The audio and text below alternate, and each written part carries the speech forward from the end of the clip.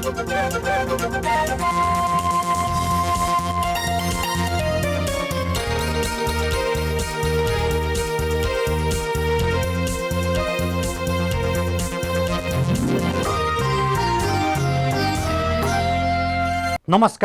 Nepal television हेरेर बसिरहनुभएका सम्पूर्ण आदरणीय दर्शक महानुभावहरूमा काठमाडौँ महानगरपालिकाको दैनिक टेलिभिजन कार्यक्रम हाम्रो काठमाडौँको आजको अङ्कमा यहाँहरूलाई स्वागत छ।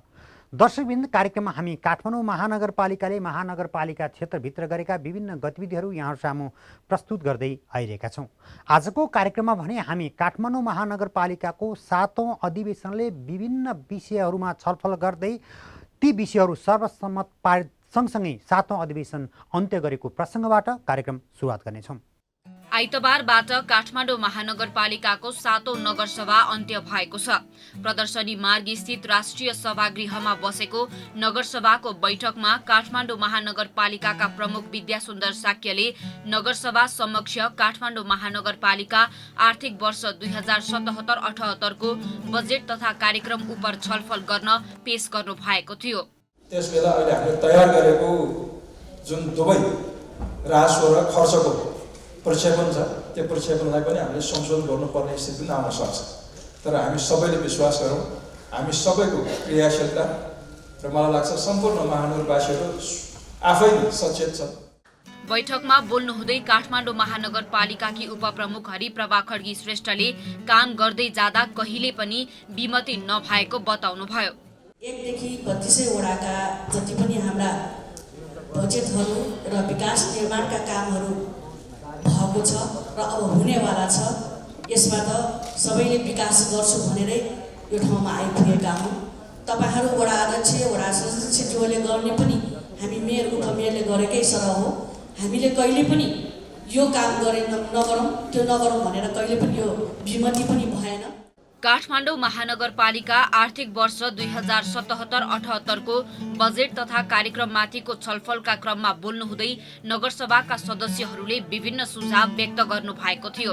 बजेट तथा कार्यक्रममा छुटेका भौतिक विकास निर्माणका योजना समावेश गर्न नगरसभा सदस्यहरूले महानगर प्रमुखलाई लिखित तथा मौखिक रूपमा सुझाव व्यक्त गर्नु भएको थियो। यस मन्दिर पुनर्निर्माण गर्नुपर्ने र त्यही यङ्गा चौकैको नमो बुद्धको मन्दिर एउटा पनि त्यसको पुनर्निर्माण गर्नुपर्ने भएको त्यो दुईटा छुटेको देखे हुन त्यसलाई समावेश गरिदिनु न हार्दिक अनुरोध।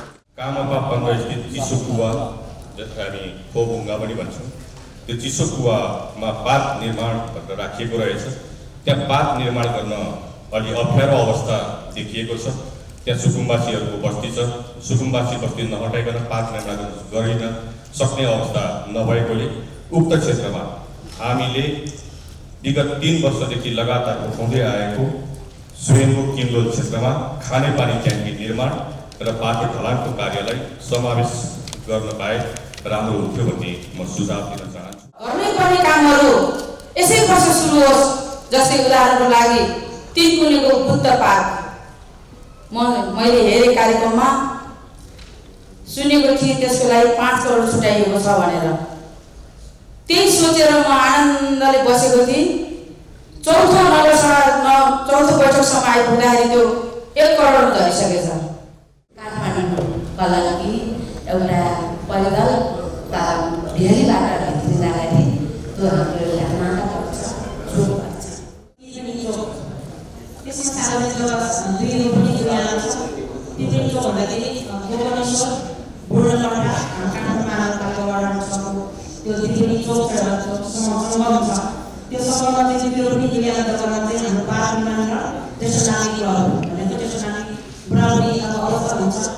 Sebenarnya mungkin pada kali ini dua begitu.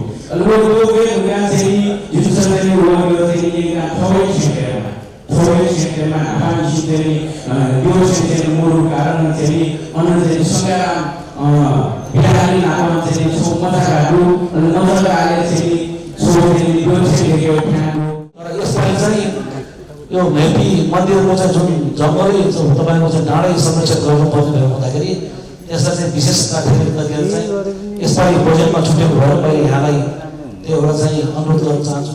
टेकु एकदम एउटा चाहिँ जुनै राष्ट्र प्रमुख आए तापनि हाम्रो टेकुबाट पनि घर जाने भएको हुँदा एकदम त्यो व्यस्त सडक भएकोले त्यहाँ एउटा चाहिँ मतलब हाम्रो चाहिँ आकाशे पुलको लागि पनि बजेट छुट्याइदिनु हुन म मेरो साथी अनुरोध गर्न चाहन्छु।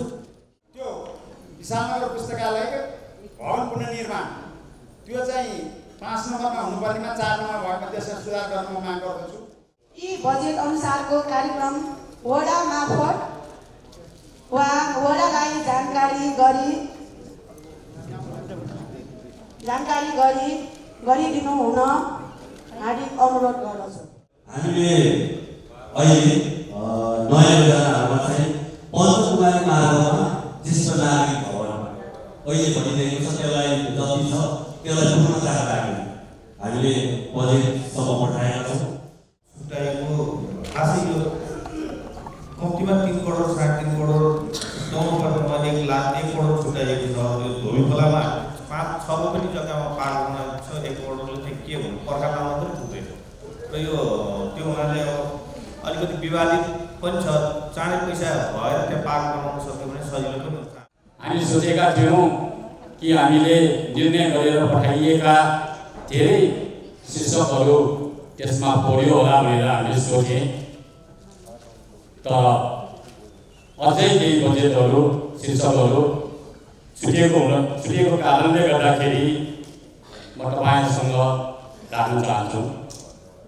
सिपिसीले डिजाइन गरिएको 20 कोटी लिङ्क रोडमा एउटा पार्क हामीले कल्पना गरेका थियौँ, त्यसको पनि बजेट पढेको थिएन। हाम्रो हरेक 32 वडामा वडाको भवनहरू व्यवस्थित हुँदै आएको बुझ्छु र त्यहाँ बजेटको व्यवस्थापन गरेको पनि बुझिरहेको छु र हाम्रो 13 वडामा चाहिँ त्यो कुनै बजेटको व्यवस्थापन गरिएको देखिन्न। नगरसभा सदस्यहरूले काठमाडौँ महानगरपालिका क्षेत्रभित्रका विद्यालयहरूमा आवश्यक शिक्षक दरबन्दी पूरा नभएको प्रति महानगर प्रमुखको ध्यानाकर्षण गराउनु भएको थियो। साथै काठमाडौँ महानगरपालिकाले विकासका काममा धेरै नै फड्को मारेको भए पनि प्रचार प्रसार गर्न नसकेको नगरसभा सदस्यहरूको भनाइ थियो। हामीसँग 2वटा सरकारी क्याम्पस छन् त्यस वडामा। एउटा नेपाल कमर्स क्याम्पस, त्यो चाहिँ राज्यबाटै टियुले नै सञ्चालन गर्छ। हामीले त्यसलाई धेरै हेर्नु परिरहेको छैन भने यो एउटा सामुदायिक क्याम्पस छ बानेश्वर क्याम्पस। यो क्याम्पसमा हामीले गत वर्ष र यो वर्षको बजेटले यो प्रदेश सभाको बजेटले एउटा ठुलो हल बनाएका छौँ यो हाम्रै पहलमा र त्यसलाई चाहिँ यो टोयलेट नभएको कारणले यो टोयलेटको व्यवस्था चाहिँ यो वडाले गर्दै हुन्थ्यो भनेर क्याम्पसले साह्रै आग्रह गरेको थियो। हामीले बजेटमा पनि समावेश गरेका थियौँ। करिब 25 लाख रुपियाँको योजना हामीले राखेर पठाएका थियौँ। त्यो छुट भएकोले त्यो पनि समावेश गरियोस् भनेर म आग्रह गर्न चाहन्छु। वसन्तपुर संस्कृत विश्वविद्यालय शीर्षक कन्चोडो मोमोटी 72 सालले भूकम्प अवस्था पूर्ण जीर्णको अवस्थाको विक गु कथा व्यवस्थापन यहाँ सारा अनेकटी हालै 16 अनुसार विश्वविद्यालय न हो भवन देखियो अवस्था मोरु यदि वो भवने जी काठमाडौँ महानगरपालिका प्राप्त यहाँ कर्णापुर महाविद्यालय मुसाबाद पर्छ जुन चाहिँ हामी कर्णापुर बिहारको चाहिँ हामीले पुनर्निर्माण गर्यो हो। त्यो कर्णापुर महाविद्यालयलाई चाहिँ बहुवर्षीय योजना राखिदिनु पनि यो सभाध्यक्षज्यूलाई चाहिँ अनुरोध गर्दछु। 100 दिनमा 101 काम भनेर मैले महानगरपालिकाको गौरव भने राष्ट्रिय गौरवका कुराहरू र महानगरपालिकाले गरेका चिजपूर्त चाहिँ विकासहरू लगभग 51 से पुगिसकेको छ। त्यसैले मेरो साथको नेतृत्वमा एउटा ठुलो फोटो मेरो साथमा राखेर हाम्रो पनि सानो फोटो छेउमा राखेर एउटा बुकलेट निकाल्दाखेरि के फरक पर्थ्यो होला। र वास्तवमा भन्नुपर्दा अहिले हामी वास्तवमा केही कुराहरू हामीले प्रचार गर्न नसकेको किनभने म प्रवर्तक अनि कस्तो भयो भने नौल भन्दा होइन ट्याकल गर्नु नसक्ने अब सिधा टाइपको कुरा मात्र गर्ने भएको कारणले फेरि अब के भन्दाखेरि फेरि अफिसियली व्यवस्थापन पनि अहिले नभएको र मेरो साथले अब यो सुतै भवन दिइसकेपछि छुट्टै कोठामा पाउने भनेको छ त्यसमा अलिक व्यवस्थित होला जस्तो लाग्छ। काष्ठमण्डप समग्र महानगरको मात्र होइन, समग्र देशको धरोहर हो। धरोहर सिङ्गो राज्यको हो, देशको हो, नेपाली जनताको हो। कालिम्पोङ त्यस्तै हो। सबैका निम्ति साझा विषयवस्तुलाई अत्यन्तै महत्त्व दिएर हामीले गर्नुपर्छ। बैठकमा नगरसभा सदस्यहरूले के हब, मेयर रिसर्च फेलोशिप र ई गभर्मेन्ट्स लगायतका विषयमा राख्नु भएको जिज्ञासाबारे काठमाडौँ महानगरपालिका शहरी योजना आयोगका उपाध्यक्ष सरोज बस्नेतले प्रश्न पार्नु भएको थियो। विभिन्न देशका सहरहरूमा सिटीले चाहिँ एउटा बिजनेस हब भनेर सञ्चालन गर्दो रहेछ र त्यो बिजनेस हबले के गर्दो रहेछ त भन्दाखेरि सिटीमा भएका समस्याहरू, सिटीका विभिन्न किसिमका व्यापार गर्नको लागि चाहिँ यो सम्भाव्य देखेका परियोजनाहरू छनौट गरेर त्यस्ता परियोजनाहरूलाई चाहिँ एक किसिमको एउटा चाहिँ इन्क्युबेसन सेन्टर भनेर भन्छ। इन्क्युबेसन भने इन्क्युबेट गर्ने, उनीहरूलाई चाहिँ यो बिजनेसको आइडिया के हो, त्यो आइडियालाई परिष्कृत गर्ने, प्रडक्ट कस्तो बन्छ, उत्पादन कस्तो बन्छ, त्यो उत्पादनलाई चाहिँ कसरी चाहिँ बजारीकरण गर्ने, मार्केटको लिङ्केजहरू कसरी बिल्डअप गर्ने, टेक्नोलोजीहरू कुन प्रविधिले चाहिँ यसलाई चाहिँ जोड्ने। काठमाडौँ महानगरपालिका नगरसभा समक्ष लेखा समितिका संयोजक ध्रुव प्रसाद त्रिपाठीले समितिको प्रतिवेदन प्रस्तुत गर्नु भएको थियो। यसैगरी काठमाडौँ महानगरपालिकाको न्यायिक समितिका सदस्य सरोज ढकालले समितिको आर्थिक वर्ष 2076-77 को वार्षिक विवरण प्रस्तुत गर्नु भएको थियो भने नगरसभामा सुशासन समितिको वार्षिक प्रतिवेदन समितिकी संयोजक हुमादेवी आचार्यले प्रस्तुत गर्नु भएको थियो। पाँचौं नगरसभाबाट म लगायत नगरसभाका सदस्यहरूलाई लेखा समितिको संयोजक तथा सदस्य पदको जिम्मेवारी प्रदान गरिएको थियो। प्रदान गरिएको जिम्मेवारी बमोजिम कार्यहरू सम्पन्न गरी यस समिति सम्मानित नगरसभा समक्ष यो प्रतिवेदन तयार गरी पेश गरेका छौँ। मन्दिरको जग्गा व्यवस्थापन गरी पाउँ जम्माउजुरी 1, विचाराधीन अवस्थामा रहेको 1, माना चामल भराइ पाउँ जम्माउजुरी 1, विचाराधीन अवस्थामा रहेको 1, हल बङ्गाल सम्बन्धमा जम्माउजुरी 2, मेलमिलाप भएको 1, विचाराधीन अवस्थामा रहेको 1। काठमाडौँ महानगरपालिका र मातहतका कार्यालय विभाग तथा आयोजना समेतबाट गर्ने कामकारबारलाई सुशासनयुक्त बनाउन नगरसभाबाट जारी हुनुपर्ने नीति, रणनीति तथा कार्यक्रम सिफारिस गर्ने, संस्थागत सुशासनका लागि तर्जुमा गर्नुपर्ने स्थानीय कानुनहरूको बेहोरा सिफारिस गर्ने।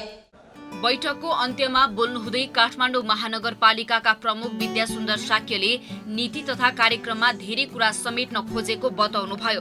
आम्दानीको अनुमान अनुसारको बजेट विनियोजन गरेको र आवश्यक परे रकमान्तर गरेर खर्च पूर्ति गर्ने योजना रहेको प्रमुख साक्यको भनाइरहेको थियो। अझ पनि कहीँ पनि त्यस्ता सम्पदाहरू पुनर्निर्माण छुटेको छ भने त्यो सम्पदालाई हामीले विशेष प्राथमिकता राखिरहेका छौँ। विवाद रहित ढङ्गले काम हुन सक्ने त्यस्तो तपाईँले दियो भने अहिले त्यसमा नपरे पनि त्यो व्यवस्थापन गर्न सक्ने ठाउँमा अन्य बजेटबाट तानतुन गर्न सक्ने भने त्यो पनि गर्ने गरी म वचन दिन चाहन्छु। असार 4 गते सुरु भएको नगरसभामा 4 बैठक मार्फत कार्यसूचीमा रहेका 7 विषयमाथि बृहत छलफल पश्चात सर्वसहमतिले पारित गर्दै 7औं नगर अधिवेशन अन्त्य भएको छ।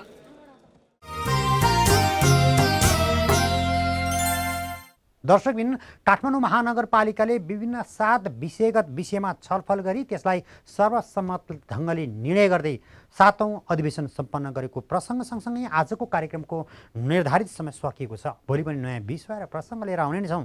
तबसम्मका लागि सम्पूर्ण टिमसहित म वैकुण्ठ भण्डारी बिदा चाहन्छु। नेपाल टेलिभिजन हेर्दै गर्नुहोला। नमस्कार।